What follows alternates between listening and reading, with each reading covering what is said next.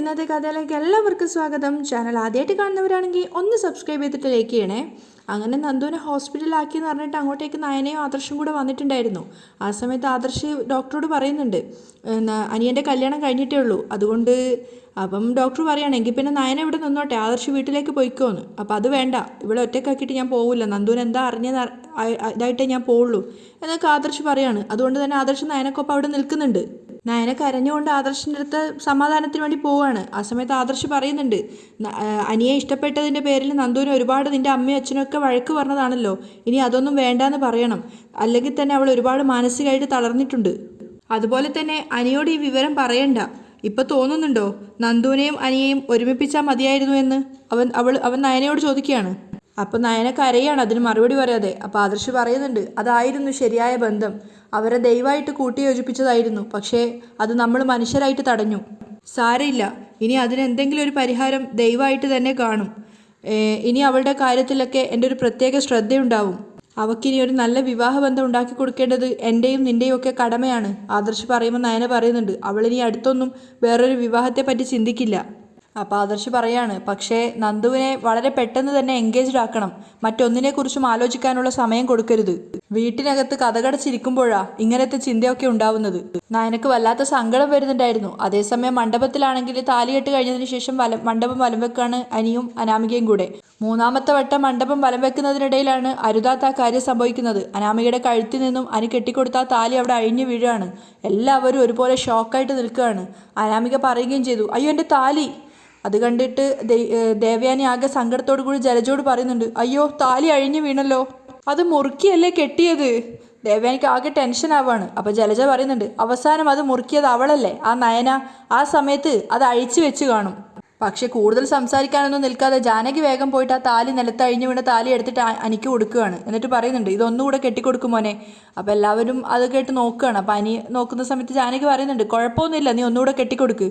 അങ്ങനെ മനസ്സിലോടെ അനി വീണ്ടും ഒന്നുകൂടെ താലി അനാമികയുടെ കഴുത്തിലേക്ക് ചാർത്തി കൊടുക്കുകയാണ്. എല്ലാവരുടെ മുഖത്ത് ആകെ ഒരു ടെൻഷനും എന്തോ ഒരു അരുതാത്തത് സംഭവിച്ച ആ ഒരു ഫീലും ഉണ്ടായിരുന്നു. അനാമികയ്ക്ക് പോലും ആണെങ്കിൽ. ആ സമയത്ത് മുത്തശ്ശിക്കൊക്കെ ആണെങ്കിൽ ടെൻഷൻ ആവുകയാണ്. പുരോഹിതനാണെങ്കിൽ ഇങ്ങനെയൊന്നും സംഭവിക്കാൻ പാടില്ലായിരുന്നു എന്നൊരു ഭാവത്തിലാണ് ഇരിക്കുന്നത്. പക്ഷേ ജാനകി അതിനെ വളരെ കൂളായിട്ട് സില്ലിയായിട്ടാണ് കാണുന്നത്. കുഴപ്പമൊന്നുമില്ല മോളെ. അനാമികയുടെ ടെൻഷൻ അടിച്ച മുഖത്തേക്ക് നോക്കിയിട്ട് ജാനകി പറയുകയാണ്. അപ്പോൾ ദേവയാനിയും പറയുന്നുണ്ട്, അല്ലെങ്കിൽ ഇതിലൊന്നും വലിയ കാര്യമൊന്നുമില്ല. പക്ഷെ നവ്യ ശബ്ദം താഴ്ത്തി കനകയോട് പറയുന്നുണ്ട്, കെട്ടിയ താലി അഴിഞ്ഞ് വീണല്ലോ അമ്മേ. അപ്പോൾ കനക പറയാണ്, അത് മനസ്സോടെ അല്ലല്ലോ അനിമോൻ താലി കെട്ടിക്കൊടുത്തത്, അതുകൊണ്ടാവും. അപ്പോഴും അനിയുടെ മുഖത്ത് ആകെ വല്ലാത്തൊരു ടെൻഷനാണ് ഉണ്ടായിരുന്നത് നന്ദുവിനെ കാണാത്തതിൻ്റെ മുകളിൽ. അനാമിക വേഗം തന്നെ അനി വീണ്ടും കെട്ടിക്കൊടുത്ത താലി എടുത്തിട്ട് അവൾ ദൈവത്തെ പോലെ കണ്ണിൽ ഇങ്ങനെ ഒഴിഞ്ഞിട്ട് അവിടെ വെക്കുകയാണ്. അപ്പോൾ ജലജ ദേവയാനോട് ചോദിക്കുന്നുണ്ട്, അനി കെട്ടിക്കൊടുത്ത താലി ലൂസാക്കിയിട്ട് ആദർശനെയും കൂട്ടിയിട്ട് അവൾ എങ്ങോട്ടേക്കാണ് പോയത്? ആ സമയത്ത് കരഞ്ഞുകൊണ്ട് ആദർശനരികിൽ ഹോസ്പിറ്റലിൽ ഇരിക്കുകയാണ് നയന. അവൾ സങ്കടത്തോടെ ആദർശനോട് പറയുന്നുണ്ട്, എൻ്റെ അച്ഛനും അമ്മയ്ക്കും ഇപ്പം നല്ല സമയമല്ല ആദർശേട്ടാ, അവരെ ഒന്ന് സന്തോഷിപ്പിക്കാൻ ഞങ്ങൾ മക്കൾക്ക് കഴിയുന്നില്ല. അറിഞ്ഞോ അറിയാതെയോ ഞങ്ങൾ ഏതു നേരവും അവരെ വേദനിപ്പിക്കുക. എന്നിട്ടും പാവം എൻ്റെ അച്ഛൻ പറയുന്നുണ്ട്, ഭർത്താവിൻ്റെ കുടുംബത്തിൽ എന്തെങ്കിലും കുഴപ്പമുണ്ടെങ്കിൽ തിരിച്ചങ്ങോട്ടേക്ക് കയറി ചെല്ലാൻ. അച്ഛൻ നോക്കിക്കോളാന്നാ പറയുന്നത്, എങ്കിലും ഞങ്ങൾ ഒരിക്കലും തിരിച്ചു ചെല്ലരുതെന്ന് അച്ഛനൊരു പ്രാർത്ഥന കാണും. നയന കരഞ്ഞുകൊണ്ടാണ് സംസാരിക്കുന്നത്. അപ്പോൾ ആദർശ് അവളുടെ കൈകൾ ചേർത്ത് പിടിച്ച് അവളെ സമാധാനിപ്പിക്കാൻ ശ്രമിക്കുന്നുണ്ട്. അപ്പം നയന പറയാണ്, കാരണം അച്ഛൻ അറിയാം അച്ഛൻ്റെ രോഗത്തെ പറ്റി. അപ്പോൾ ആദർശ് പറയുന്നുണ്ട്, അങ്ങനെ തിരിച്ചു പോവേണ്ട ഒരു സാഹചര്യം ഇപ്പോൾ ഇല്ലല്ലോ. അപ്പം നയന കരഞ്ഞുകൊണ്ട് പറയാണ്, ഇളയമ്മ കൂടി എതിർച്ചേരിയിലായതോടെ വല്ലാത്തൊരു മനപ്രയാസ ആദർശേട്ടാ. അപ്പോൾ ആദർശ് അവളോട് പറയാണ്, ഞാനില്ലേ നിന്റെ കൂടെ, നിനക്കൊപ്പം ഞാൻ നിന്നാ പോരെ. അപ്പോൾ നയനൊരു പ്രതീക്ഷയോടെ അവനോട് ചോദിക്കുന്നുണ്ട്, എന്നും എനിക്കൊപ്പം നിൽക്കുവോ? എന്താ സംശയം? ആദർശ് തിരിച്ചു ചോദിക്കുകയാണ്. ഞാനിപ്പോൾ എവിടെയെങ്കിലും നിന്നെ കുറ്റപ്പെടുത്താറുണ്ടോ? പിന്നെ അമ്മയുടെ മുന്നിലൊരു അഡ്ജസ്റ്റ്മെൻറ്റ്, അമ്മയുടെ മുന്നിൽ വെച്ച് ഞാൻ എന്തെങ്കിലും നിന്നെ പറഞ്ഞാൽ നീ അത് കാര്യമാക്കരുത്. അത് കേട്ടപ്പം സന്തോഷത്തോടെയും മനസ്സിലുള്ളൊരു സമാധാനത്തോടെയും ആദർശനെ നോക്കിയിട്ട് നയന പറയുന്നുണ്ട്, ആദർശേട്ടൻ എൻ്റെ കൂടെ ഉണ്ടെങ്കിൽ പിന്നെ എനിക്കൊന്നും പേടിക്കാനില്ല. അവൻ ചേർത്ത് പിടിച്ച കൈ അവൾ ഒന്നുകൂടെ മുറുക്കി പിടിക്കുകയാണ്. അപ്പം ആദർശ് അവൻ്റെ രണ്ടാമത്തെ കൈ കൂടെ എടുത്ത് നയനയെ ചേർത്ത് പിടിച്ചിട്ട് പറയുന്നുണ്ട്, ഞാൻ എന്നും ഇനി നിൻ്റെ കൂടെ കാണും, നിൻ്റെ മാത്രമല്ല നിൻ്റെ കുടുംബത്തിൻ്റെയും. പിന്നെ ഞാൻ പറഞ്ഞല്ലോ, ഇനി നന്ദുവിൻ്റെ കാര്യത്തിൽ എൻ്റെ ഒരു പ്രത്യേക ശ്രദ്ധയുണ്ടാവും. നയന കരഞ്ഞുകൊണ്ട് അവൻ്റെ തോളിൽ ചാഞ്ഞു കിടക്കുകയാണ്. അപ്പോൾ ആദർശ് പറയുന്നുണ്ട്, നീ കരയാതിരിക്കുക. എനിക്ക് അനിയുടെ കാര്യം ഓർക്കുമ്പോഴാ താലി കെട്ടുന്ന സമയത്ത് പോലും അവൻ്റെ മുഖത്തൊരു തെളിച്ചം ഉണ്ടായിരുന്നില്ല. അവൻ ആൾക്കൂട്ടത്തിനിടയിൽ നോക്കിക്കൊണ്ടിരുന്നത് നന്ദുവിനെയാണെന്നുള്ള കാര്യം ഉറപ്പാ. അപ്പം നയനയും കരഞ്ഞുകൊണ്ട് പറയാണ്, ഞാനും അത് ശ്രദ്ധിച്ചിരുന്നു, അവൻ നന്ദുവിനെ എവിടെയൊക്കെയോ തെരഞ്ഞുകൊണ്ടേ ഇരിക്കുകയാണ്. അപ്പോൾ ആദർശ് വിഷമത്തോടെ പറയുന്നുണ്ട്, അവൻ ഒരിക്കലെങ്കിലും ഈ കാര്യം എന്നോട് പറഞ്ഞിരുന്നെങ്കിൽ ഇന്ന് അവൻ ഇഷ്ടപ്പെട്ട പെൺകുട്ടിയെ കെട്ടിയേനെ. നന്ദുവിനും ഈ അവസ്ഥയൊന്നും വരില്ലായിരുന്നു. അപ്പം നയന പൊട്ടി പൊട്ടി കരയാണ്. അനിയും അനാമികയും ചേർന്നിട്ടുള്ള ഫോട്ടോസ് എടുത്തുകൊണ്ടിരിക്കുകയാണ്. അനിയുടെ മുഖത്ത് ഒട്ടും സന്തോഷമില്ല. അനാമികയാണെങ്കിൽ പുഞ്ചിരിച്ചുകൊണ്ടാണ് നിൽക്കുന്നത്. ആ സമയത്ത് ജാനകിയും ദേവയാനിയും അതുപോലെ ജലജയ്ക്ക് ഒരു ഭാഗത്തും കനകയും അതുപോലെ നവ്യൊക്കെ വേറൊരു സൈഡിലായിട്ട് നിൽക്കുന്നുണ്ട്. അപ്പോൾ ജാനകി പറയാണ്, ഓരോരുത്തർ പ്രാർത്ഥനയായിട്ട് നിൽക്കുകയല്ലേ, പിന്നെ എങ്ങനെയാ താലിക്ക് ബലം ഉണ്ടാവുന്നത്? അപ്പോൾ ദേവയാനി പരിഹസിക്കുന്നുണ്ട്. അതിലൊന്നും ഒരു കാര്യമില്ല ജാനകി. ചിലരൊക്കെ താലി മുറുക്കി കെട്ടിക്കൊണ്ടാണല്ലോ വീട്ടിലേക്ക് വലതുകാലെടുത്ത് വെച്ച് വന്നത്. എന്നിട്ട് എന്തായി? അപ്പോൾ ജലജ പറയാണ്, ഇവിടെ താലിയുടെ കെട്ട് അഴിച്ചു വിട്ടതാ, എന്നിട്ട് അവൾ മുങ്ങുകയും ചെയ്തു. അപ്പം നവ്യ പറയുന്നുണ്ട്, അവൾക്ക് അതിൻ്റെ ആവശ്യമൊന്നുമില്ല. അതേപ്പറ്റി കുറച്ച് സംസാരിക്കാനുണ്ട്, ഇപ്പം അതിന് പറ്റിയ സമയമല്ല, ദേവയാനി പറയുന്നുണ്ട്. അപ്പം ജാനകി പറയാണ്, ഏട്ടത്തി കെട്ട് മുറിക്കാൻ മതിയായിരുന്നു, എന്തിനാ അവളെ കൊണ്ട് ചെയ്യിച്ചത്? അവൾ ഇങ്ങനെ ഒരു ചതി ചെയ്യുമെന്ന് കരുതിയില്ല, ദേവയാനി പറയാണ്. അപ്പോൾ കനക പറയുന്നുണ്ട്, നയനമോളും മനഃപൂർവ്വം അങ്ങനെയൊന്നും ചെയ്യില്ല. അപ്പോൾ ദേവയാനി പൊട്ടിത്തെറിക്കുകയാണ്, നിങ്ങൾ മിണ്ടരുത്, അല്ലെങ്കിൽ എനിക്ക് ഈ ആൾക്കൂട്ടത്തിന് മുന്നിൽ വെച്ച് ചിലതൊക്കെ പറയേണ്ടി വരും. പക്ഷെ നവ്യ നയനെ പോലെ അല്ലല്ലോ. നവ്യ പറയുന്നുണ്ട്, അമ്മ വാ, അല്ലെങ്കിൽ ചിലത് നമുക്കും പറയേണ്ടി വരും. അപ്പം ദേവയാനിക്ക് ചൊടി വരികയാണ്, നീ എന്തോന്ന് പറയുന്നാടി ഈ പറയുന്നത്? മനസ്സറിവില്ലാത്ത കാര്യങ്ങൾ പറഞ്ഞാലേ ചിലപ്പോൾ അതിനെതിരെ പ്രതികരിച്ചു എന്ന് വരും. അമ്മ വാ. നവ്യ അമ്മയും കൂട്ടിക്കൊണ്ട് അവിടുന്ന് പോവുകയാണ്. ഇവക്ക് മറ്റവളെക്കാളും എല്ല് കൂടുതലാണല്ലോ. ദേവയാനിക്ക് ദേഷ്യം വരികയാണ്. അപ്പം ജാനകി പറയുന്നുണ്ട്, ഇവള് മറ്റവളെക്കാളും സംസാരിക്കുന്നേ ഉള്ളൂ ഏട്ടത്തി, പക്ഷേ മറ്റവൾക്ക് സംസാരമില്ല, പ്രവൃത്തിയാണ് കൂടുതൽ. ആൾക്കാരെ സ്നേഹിച്ചു കൊല്ലുന്നതാ അവളുടെ ഒരു രീതി. അപ്പോഴേക്കും പുരോഹിതൻ അങ്ങോട്ടേക്ക് വരികയാണ്. അപ്പം മുത്തശ്ശിയോട് അദ്ദേഹം പറയുന്നുണ്ട്, ഇങ്ങോട്ട് വരൂ, ഞാൻ പറഞ്ഞത് സീരിയസ് ആയി എടുത്തില്ല അല്ലേ? അദ്ദേഹം മുത്തശ്ശിയോട് ചോദിക്കുകയാണ്, അയ്യോ അതിന് വാഴക്കല്യാണം നടത്തിയിരുന്നു, പൂജാരി പറഞ്ഞിട്ടാണ് അങ്ങനെ ചെയ്തത്. അപ്പോൾ പൂജാരി അങ്ങോട്ടേക്ക് വരികയാണ്. അപ്പം പുരോഹിതൻ ചോദിക്കുന്നുണ്ട്, പയ്യനെ 2 കല്യാണം ഉണ്ടെന്ന് പറയുമ്പോൾ വാഴക്കല്യാണം നടത്തിയാൽ അത് ശരിയാവോടോ?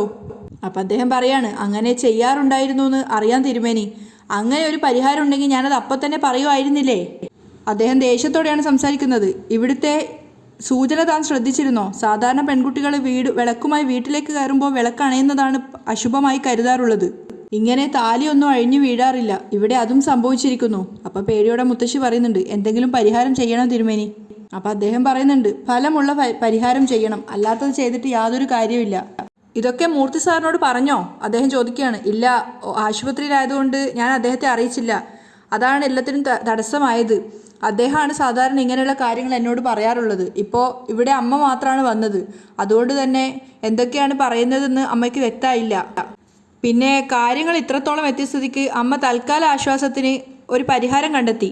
ഇനിയിപ്പോൾ അവരുടെ ജീവിതം നന്നായി പോകണം എന്ന് പ്രാർത്ഥിക്കാം. അദ്ദേഹം കുറച്ച് ദേഷ്യത്തോടെയാണ് അവിടുന്ന് ഇറങ്ങി പോകുന്നത്. അപ്പോഴേക്കും ജാനകി അങ്ങോട്ട് വന്ന് ചോദിക്കുന്നുണ്ട്, അദ്ദേഹം എന്താ അമ്മേ പറഞ്ഞത്? എനിക്ക് 2 കല്യാണം ഉണ്ടെന്ന് അദ്ദേഹം നേരത്തെ പറഞ്ഞിരുന്നല്ലോ, ഇപ്പോഴും അദ്ദേഹം അത് തന്നെയാണ് പറയുന്നത്. മുത്തശ്ശി കുറച്ച് പേടിയോടെയാണ് സംസാരിക്കുന്നത്. അതൊന്നും വെറുതെ കേട്ട് വിശ്വസിക്കല്ലേ അമ്മേ. അതുപോലെ ഇതൊന്നും അനിയോട് പറയാനും നിൽക്കരുത്. എന്തെങ്കിലും ദോഷം ഉണ്ടെങ്കിൽ അതൊക്കെ നമുക്ക് പരിഹാരം കണ്ടെത്താം. അദ്ദേഹം പറഞ്ഞാൽ തെറ്റില്ല. മുത്തശ്ശി പേടിയോടെ പറയുമ്പോൾ പൂജാരി പറയുന്നുണ്ട്, അത് ശരിയാണെങ്കിൽ പിന്നെ എന്തിനാ തിരുമേനി വാഴക്കല്യാണം നടത്താൻ പറഞ്ഞത്? കുറച്ച് ദേഷ്യത്തോടെയാണ് ജാനകി ചോദിക്കുന്നത്. അത് പിന്നെ എന്തെങ്കിലും പരിഹാരം ഉണ്ടോയെന്ന് അമ്മ ചോദിച്ചപ്പോൾ എനിക്കറിയാവുന്നൊരു പരിഹാരമാണ് ഞാൻ പറഞ്ഞത്.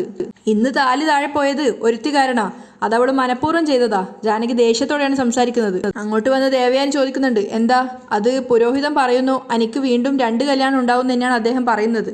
അപ്പം ദേവയാനി പറയുന്നുണ്ട്, ആയിക്കോട്ടെ, അദ്ദേഹം തന്നെയല്ലേ പറഞ്ഞത് നയന ആദർശിന്റെ ജീവിതത്തിൽ സർവ്വ ഐശ്വര്യവും കൊണ്ടുവരുമെന്ന്. എന്നിട്ടിപ്പോൾ എന്തായി? അതുകൊണ്ട് എന്താ കുഴപ്പം? നല്ലൊരു ഭാര്യയല്ലേ അവന് കിട്ടിയത്? മുത്തശ്ശി ദേഷ്യത്തോടെയാണ് ചോദിക്കുന്നത്. അപ്പം ദേവയാനി പറയുന്നുണ്ട്, അങ്ങനെ ഒരു അഭിപ്രായം ഞങ്ങൾക്കില്ല. പുരോഹിതന്റെ നാവ് സത്യമുള്ള നാവായിരുന്നു, പക്ഷേ പ്രായം ചെന്നപ്പോൾ അത് പിഴച്ചു തുടങ്ങി. ഞാനും അങ്ങനെ തന്നെയാണ് കരുതിയിരിക്കുന്നത്, ജാനകിയും പറയുകയാണ്. അതേസമയം അനി ഇങ്ങനെ നന്ദുവിനെ തേടിക്കൊണ്ടേയിരിക്കുകയാണ്. അവന്റെ മനസ്സിങ്ങനെ ചോദിച്ചുകൊണ്ടേ ഇരിക്കുന്നുണ്ട്, ഇതുവരെ അവളെ കണ്ടില്ലല്ലോ, അവൾ എങ്ങോട്ട് പോയതായിരിക്കും? അനി ഇങ്ങനെ ചിന്തിക്കുകയാണ്. അപ്പോഴേക്കും ജലജ വന്നിട്ട് ദേവയാനിയോടും ജാനകിയോട് ചോദിക്കുന്നുണ്ട്, അല്ല ആദർശം നയനെ എങ്ങോട്ട് പോയതാ ജാനകി? താലി താഴെ വീഴുമെന്ന് ഉറപ്പാക്കിയിട്ട് അവൾ അവനെയും വിളിച്ചുകൊണ്ട് പോയിരിക്കുക. ജാനകി ദേഷ്യത്തോടെ പറയുമ്പം മുത്തശ്ശി പറയുന്നത്, വെറുതെ ആൾക്കാരെ തമ്മിൽ തല്ലിക്കല്ലേ ജാനകി, സംഭവിക്കാനുള്ളത് സംഭവിച്ചു, ഇനി അതിനെപ്പറ്റി ഒരു സംസാരം വേണ്ട. കൂടുതൽ സംസാരിക്കാൻ നിൽക്കാതെ ദേവയാനിയും ബാക്കിയുള്ളവരും അനിയുടെ കൂടെ ഫോട്ടോ എടുക്കാൻ വേണ്ടി പോവാണ്. ആ സമയത്ത് ഗോവിന്ദൻ നവ്യയോടും കനകയോടും പറയുന്നുണ്ട്, നന്ദുവിനെ പറ്റി ഒരു വിവരവും ഇല്ല. അതിനിടയിലാണ് ആദർശ് നയനെ ഇവിടുന്ന് പോയിരിക്കുന്നത്. എന്താ സംഭവിച്ചെന്നൊരു ഒരു തിരിച്ചറിവും ഇല്ല. ഞാനും ഒരുപാട് തവണ നന്ദുവിനെ വിളിച്ചു, പക്ഷേ അവൾ ഫോൺ എടുക്കുന്നില്ല. നവ്യ ടെൻഷനോടെ പറയാണ്. ആ വിഘ്നേഷും രാകേഷും എവിടെ?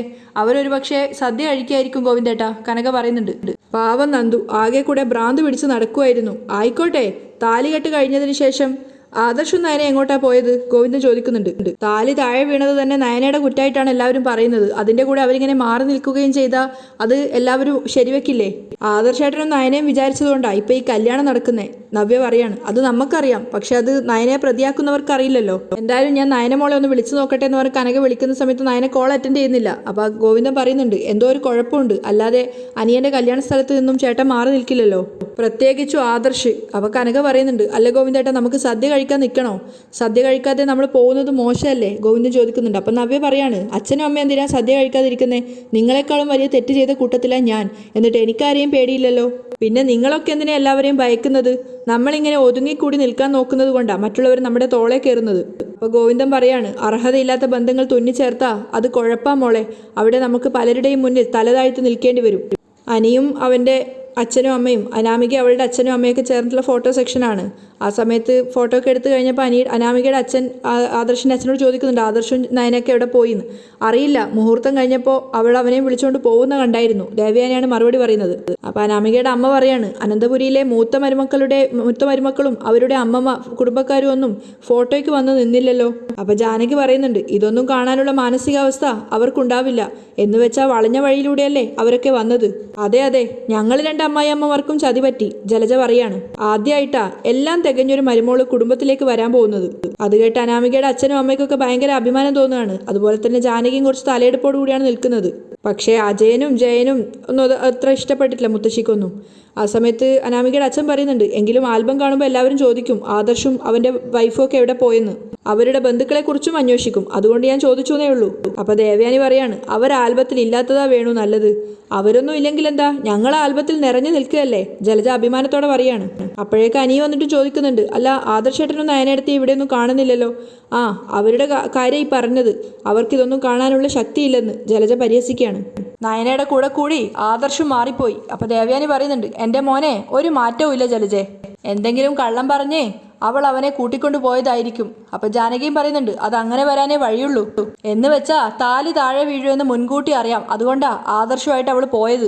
ജലജ പറഞ്ഞതിനെ ജാനകിയും ദേവയാനി ശരിവെക്കുകയാണ്. അപ്പോഴേക്കും അനാമികയുടെ അച്ഛൻ എല്ലാവരും ഫോട്ടോ എടുക്കാൻ കൂട്ടിക്കൊണ്ടുപോകുന്നുണ്ട്. അപ്പോൾ ജാനകി ദേവയാനിയെ മാറ്റി നിർത്തിയിട്ട് പറയുന്നുണ്ട്, ഏട്ടത്തി ഒന്ന് ഇങ്ങോട്ട് വന്നേ. ആ പുരോഹിതൻ പറയുന്നതെല്ലാം ശരിയാ.